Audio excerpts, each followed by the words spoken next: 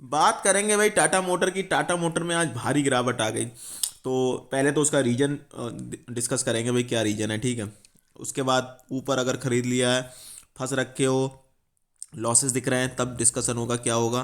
तीसरा अपॉर्चुनिटी कहाँ बन सकती है वो डिस्कस होगा। काफ़ी बार हमने डिस्कस किया टाटा मोटर को पहले, अभी तो रिसेंटली डिस्कस किया नहीं है। पहले मोटा मोटा व्यू बता देता हूँ मैं टाटा मोटर पे। टाटा मोटर, अगर आप टाटा मोटर में जाना चाहते हैं तो क्यों जा सकते हैं। ईवी में एक तरीके का सेक्टर लीडर बन के उभरा है फोर व्हीलर में। और जिस तरीके की शिफ्टिंग हो रही है अभी जो अपने पेट्रोल डीजल वाली जो व्हीकल्स हैं उनकी ईवी की तरफ आने वाले टाइम में और ज़्यादा शिफ्टिंग हो सकती है। एक तो आपको पता है पोल्यूशन फ्री होती है ईवी वाली। और दूसरा जिस तरीके के प्राइसेस बढ़ रहे हैं पेट्रोल डीजल के, और बढ़ सकते हैं क्योंकि अभी क्रूड ऑयल और महंगे हो गए हैं। अभी इलेक्शन तक हो सकता है ना बढ़े, उसके बाद बढ़ेंगे। तो शिफ्टिंग चलती है। मुझे लगता है आने वाले टाइम में ईवी का बोलबाला होगा, ऐसा मुझे लगता है। हो सकता है ना हो, ठीक है। और अगर ईवी का बोलबाला होगा तो इंडिया के अंदर Tata motor one of the leader बन के उभरेगी।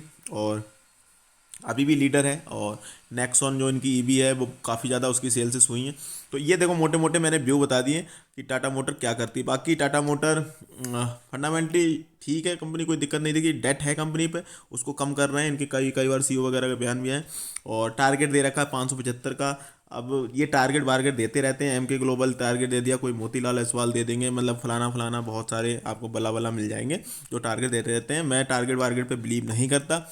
मैं पहले तो कंपनी पे अपने व्यू देखता हूँ कि लॉन्ग, मतलब मेरा व्यू क्या है लॉन्ग टर्म के लिए, मतलब मैं क्यों लेना चाह रहा हूँ इस कंपनी को, why I am investing on this company. और मतलब क्यों मैं इन्वेस्ट करना चाह रहा हूँ, क्या फ्यूचर में ये कर सकती है, क्यों क्या ऐसा करेगी कि भाई जो अगर फ्यूचर में अच्छा करेगी तो मेरे स्टॉक के प्राइस भी ऊपर जाएंगे। तो ये एक मोटा मोटा मेरा पॉइंट होता है, ठीक है। चलो ये तो बात हो गई। इसलिए मैं टारगेट वारगेट में बिलीव नहीं करता हूँ।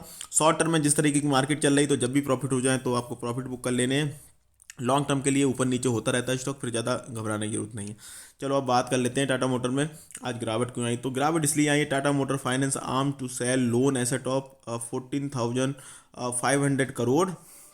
और the board of Tata motor finance and Tata motor finance solutions, the in house financing of Tata motor vehicle have approved plan to sell part of their loan asset and receivable of to 12,000 crore and 2,500 crore respectively through securitization of direct assignment of cash flow. The move will free up capital of both company, or and the proceed will use to push sales of parent Tata Motor, which is showing a steady growth in sales in the recent month with a 27% rise for the month of February alone. The sale of loan book will be in. तो ये कुछ खबर थी जिसकी वजह से आपको थोड़ी गिरावट देखने को मिली। ऑल द मार्केट में देखोगे तो मार्केट में भी बहुत ज़्यादा गिरावट है। जिस तरीके की कॉन्फ्लिक्ट चल रही है रसिया यूक्रेन की, तो ग्लोबल वाले जो इशू हैं उससे पूरी मार्केट गिर रही है। तो ये भी स्टॉक ऐसा छूता नहीं है कि भाई ये नहीं गिरेगा, ठीक है। तो ये चीज़ें तो है ही हैं, ठीक है।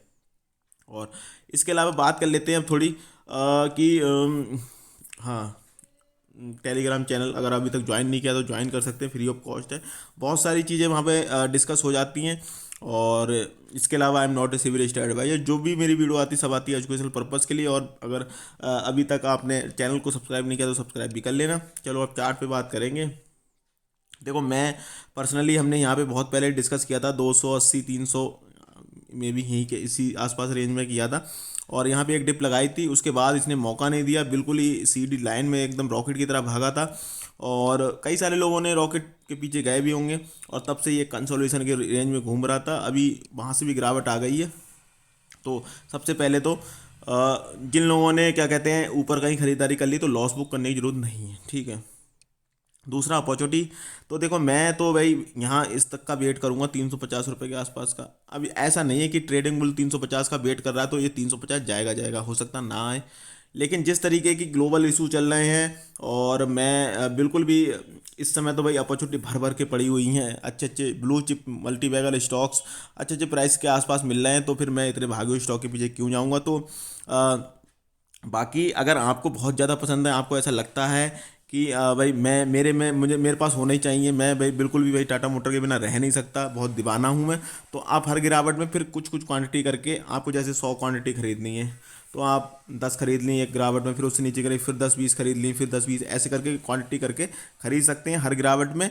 और इस तरीके से कर सकते हैं। बहुत ज़्यादा पसंद है आपको, क्योंकि यहाँ पर कोई भी नीचे सपोर्ट देखने को नहीं मिलेगा यहाँ पे, और यही एक सपोर्ट नीचे आता है इसका, जो ऊपर वाले सपोर्ट तोड़ दिए उसके बाद में ये 350 रुपये के आसपास वाला। तो मैं तो अगेन यहाँ के लिए वेट करूँगा, और इसका मतलब ये नहीं यहाँ तक आएगा। तो मैंने देखो बता दी कहाँ अपॉर्चुनिटी बन सकती है, किस तरीके से आप कर सकते हो। इन द एंड आपकी मर्जी है, आपका पैसा है। फाइनेंशियल एडवाइस पूछ सकते हो, अपना एक व्यू बना सकते हो। सुननी सबकी करनी, अपनी चैनल पर नया है तो चैनल को सब्सक्राइब कर लेना, वीडियो दोस्तों शेयर कर देना। जय हिंद दोस्तों।